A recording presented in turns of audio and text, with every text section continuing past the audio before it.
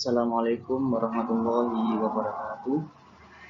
Perkenalkan, nama saya Muhammad Masis. Saya dari Prodi PAI kelas 5A.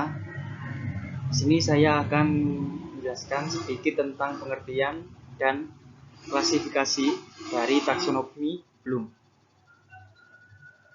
Nah, di sini yang pertama yaitu poin pembahasan, yaitu yang pertama kita membahas pengertian taksonomi Bloom. Kemudian yang kedua saya menerangkan tentang klasifikasi taksonomi Bloom. Di sini ada 3 klasifikasi, yaitu yang pertama ranah kognitif, kemudian yang kedua ranah efektif, dan kemudian yang ketiga ranah psikomotor.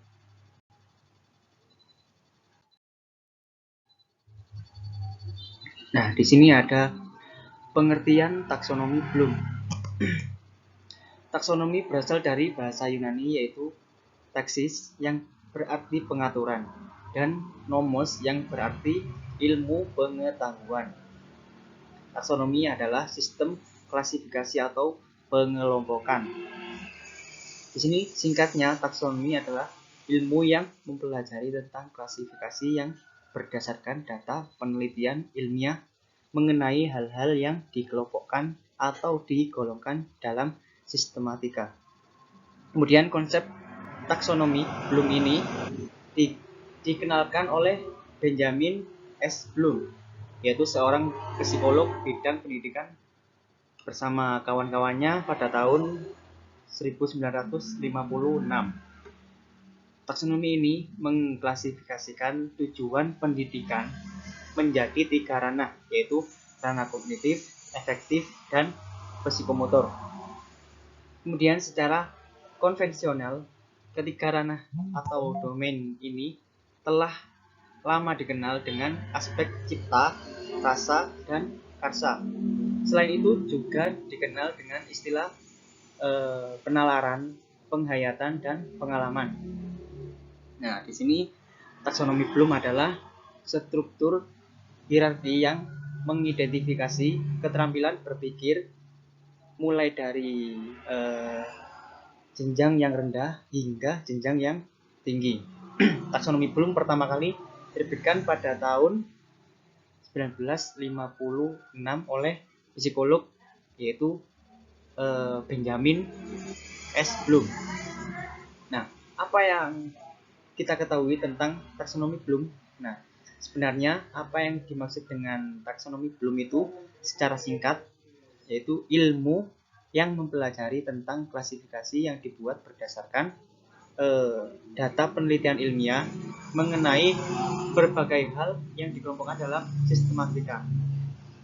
Nah, kemudian mengapa taksonomi Bloom itu penting? Nah, penggunaan taksonomi Bloom dapat membantu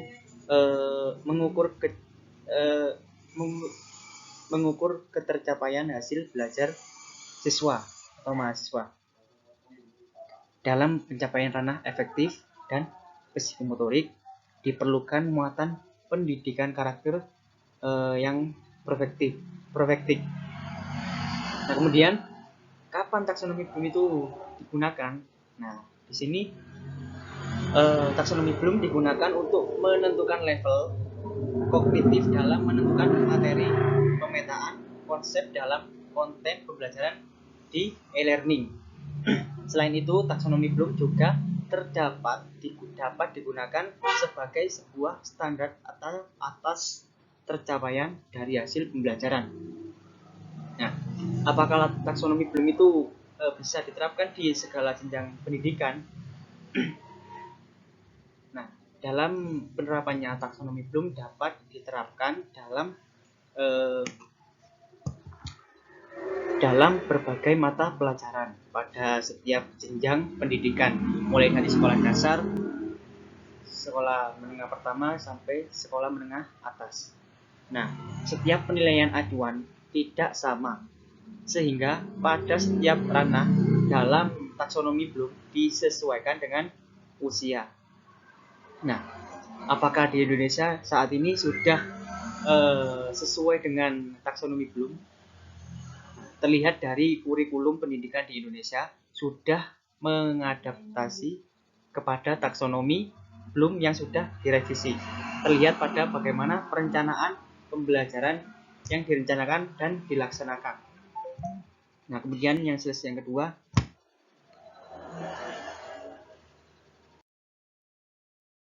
taksonomi Bloom.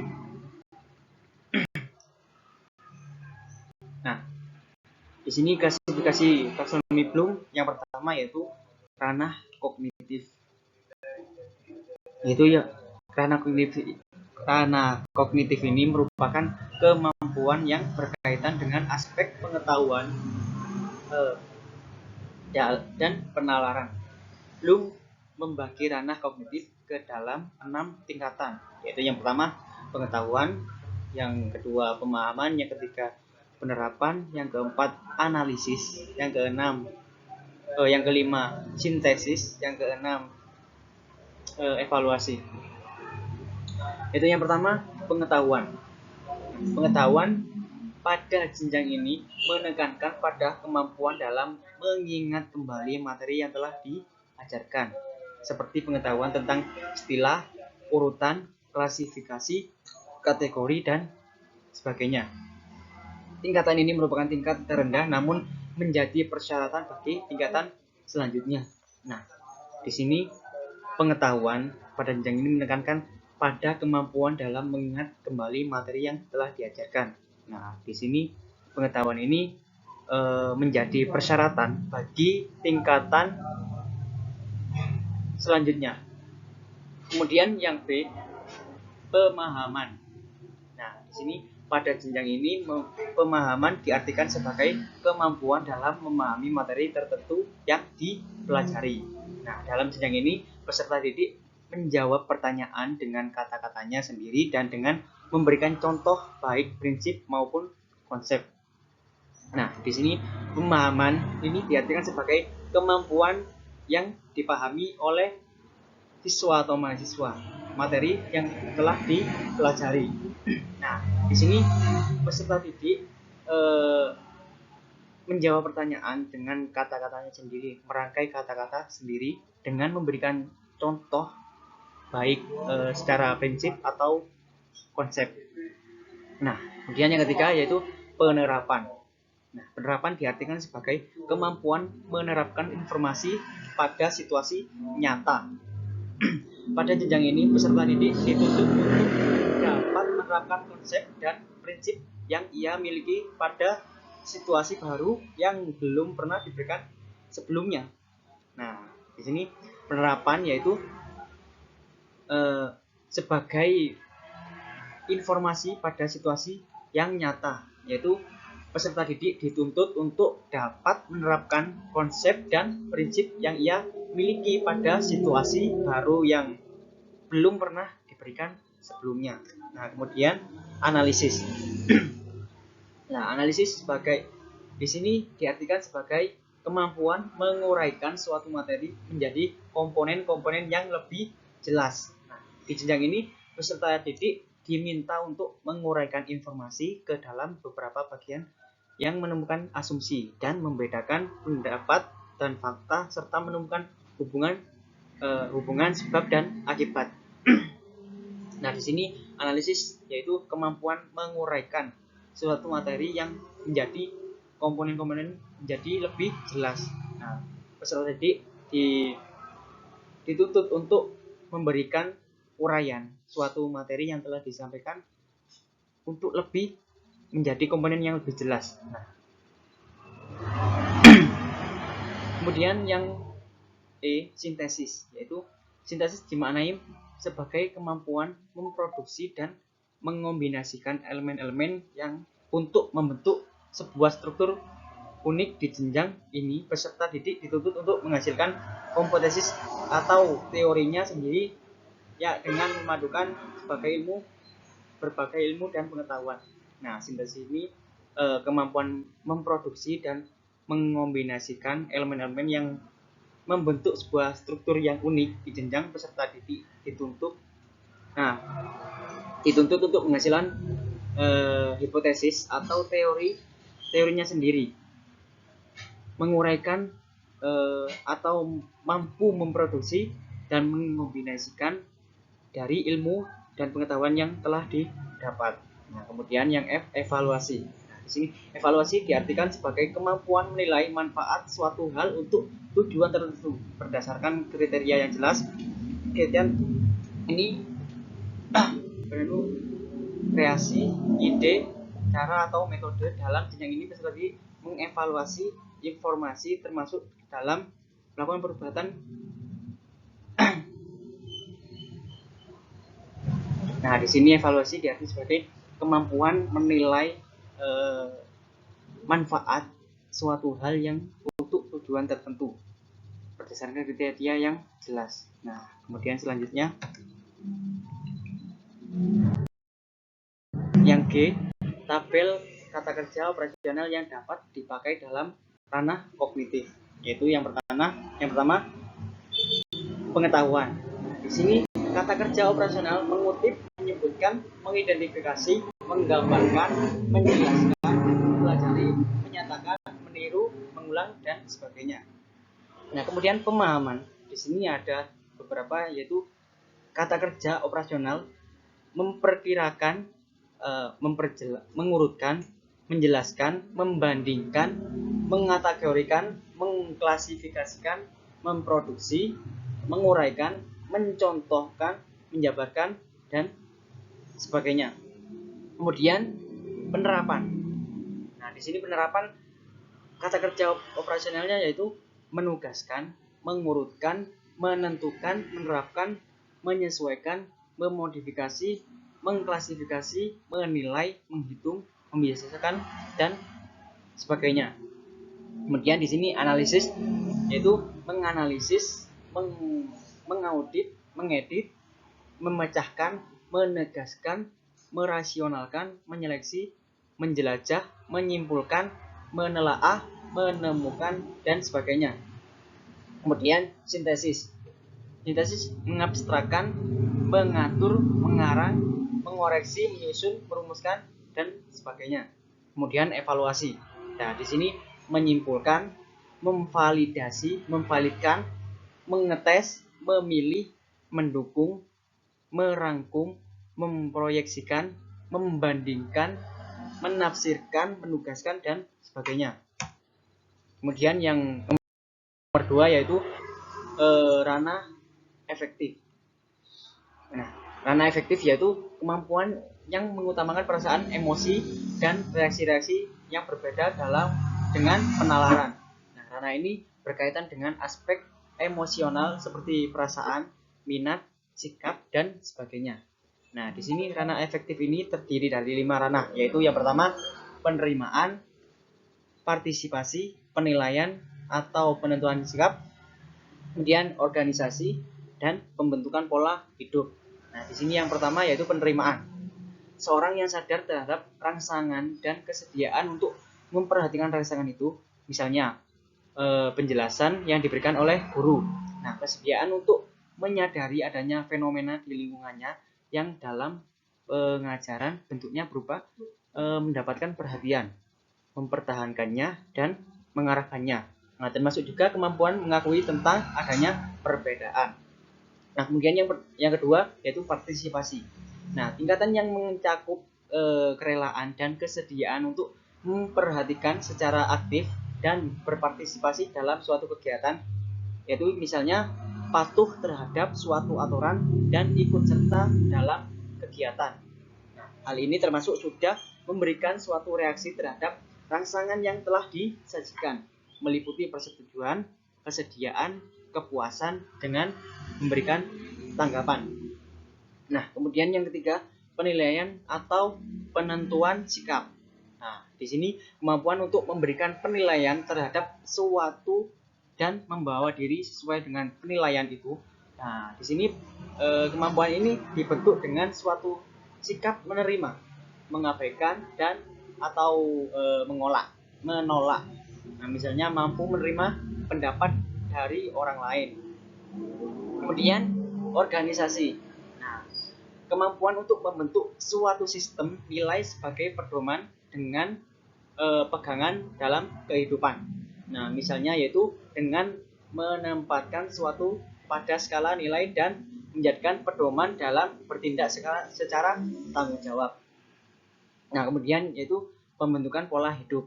Nah, di sini kemampuan untuk menghayati nilai kehidupan sehingga menjadi milik pribadi atau bisa disebut internalisasi. Jadi pegangan nyata yang dan jelas dalam mengatur kehidupan sendiri.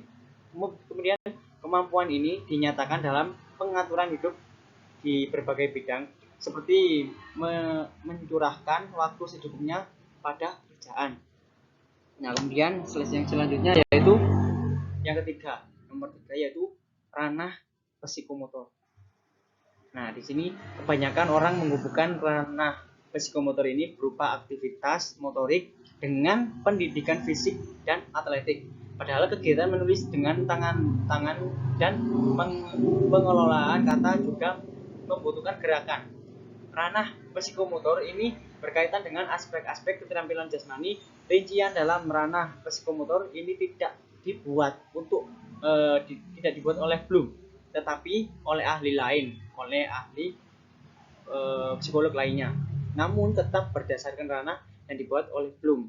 Nah, di sini antara lain yaitu persepsi, kesiapan, gerakan terbimbing, kemudian gerakan yang terbiasa, kemudian gerakan yang kompleks, kemudian penyesuaian pola gerakan, dan terakhir yaitu kreativitas. Di sini yang pertama persepsi, kegiatan untuk menggunakan isyarat-isyarat sensoris dalam memadu aktivitas motorik, misalnya dalam pemilihan warna yang menggunakan alat indera atau mata sebagai rangsangan untuk menyeleksi isyarat terjemah.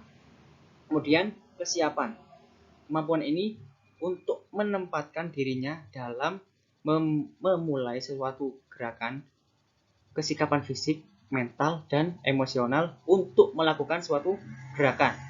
Misalnya posisi start lomba renang, kan perlu ada kesiapan fisik, kesiapan mental, emosional, nah yang perlu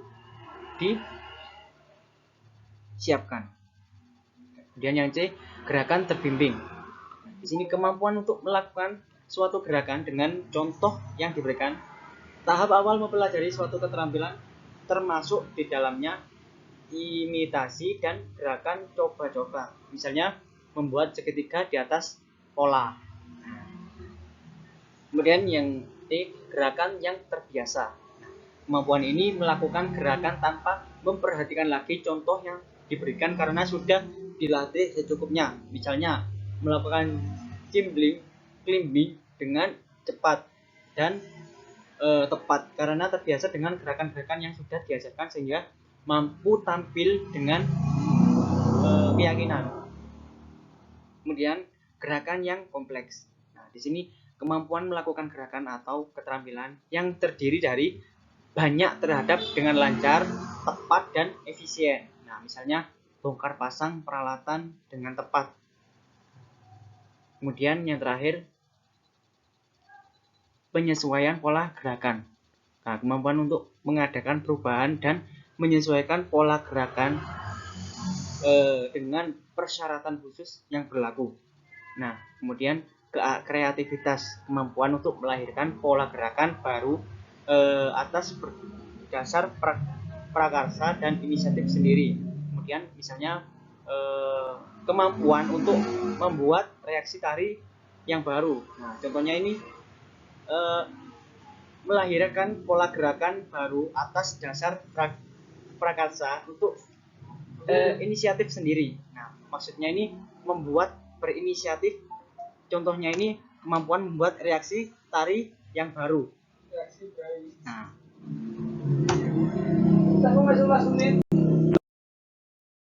mungkin cukup itu dari saya. Apabila ada keterangan yang kurang jelas, bisa ya mungkin cukup itu dari saya. Kurang lebihnya saya mohon maaf. Wassalamualaikum warahmatullahi wabarakatuh.